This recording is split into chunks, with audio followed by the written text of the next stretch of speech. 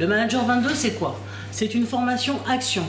sur 12 jours ou sur une année, 84 heures de formation qui s'adresse à des jeunes dirigeants, des repreneurs, des fils de...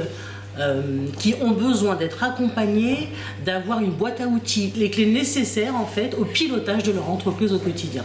Les blocs de compétences qui sont développés lors de cette formation reprennent les essentiels de la gestion et du pilotage de l'entreprise, c'est-à-dire mise en place du projet d'entreprise, la stratégie, la mise en place de l'action commerciale, comment on gère son entreprise, la gestion financière, la partie juridique, la partie risque et la dernière journée qui est sur le devenir de l'entreprise. Ces différentes journées de formation sont assurées par des formateurs experts et qui sont tous des professionnels de l'accompagnement des entreprises.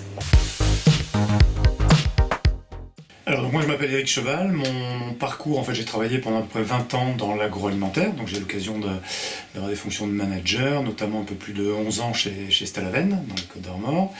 et depuis 8 ans maintenant j'ai créé mon entreprise qui s'appelle Caféine, je suis basé à Plélo,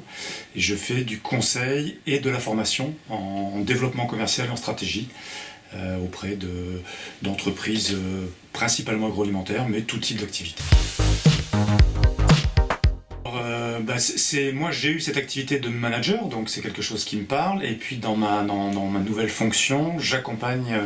des managers justement dans leur démarche stratégique, dans leur développement commercial, et du coup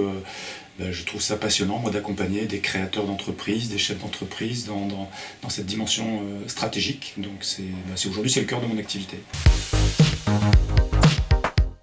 Sur le parcours de formation Manager 22, moi j'interviens en fait sur 3 modules. Un premier qui est la démarche stratégique. L'idée c'est d'aider les entrepreneurs à mettre en place une vraie démarche stratégique, avec d'être capable de segmenter leur activité en différents domaines d'activité stratégique et de faire un diagnostic interne, externe, pour pouvoir en ressortir les grands axes stratégiques. Un deuxième module sur le projet d'entreprise, où là l'idée c'est de les aider à pouvoir formaliser leur projet d'entreprise, leur ambition, leur vision, leur métier, les notions de compétences distinctives, les valeurs d'entreprise, enfin voilà, comment formaliser tout ce qui constitue leur projet d'entreprise. Et le troisième module, il est plus sur le développement commercial, où là l'idée, pareil, c'est de réfléchir avec eux sur quels sont les leviers qu'ils peuvent utiliser pour mettre en place une politique commerciale avec un vrai développement et de la création de valeur. Alors,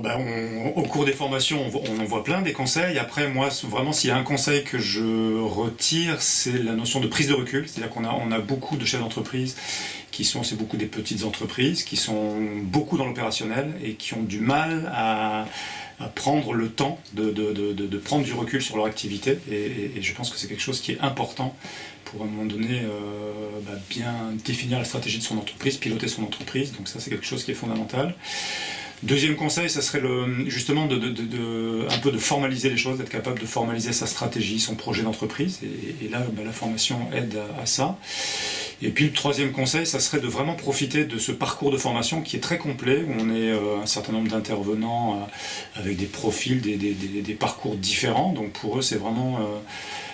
source de plein de richesses, et surtout qui profitent de ce réseau qui vont se constituer pendant un an, parce que finalement c'est plein d'entreprises très différentes mais qui rencontrent les mêmes problématiques, et les chefs d'entreprise ils sont souvent seuls dans leurs décisions ou face aux problématiques, et là c'est une vraie occasion d'élargir leur réseau et de pouvoir réfléchir à plusieurs ensuite sur leurs problématiques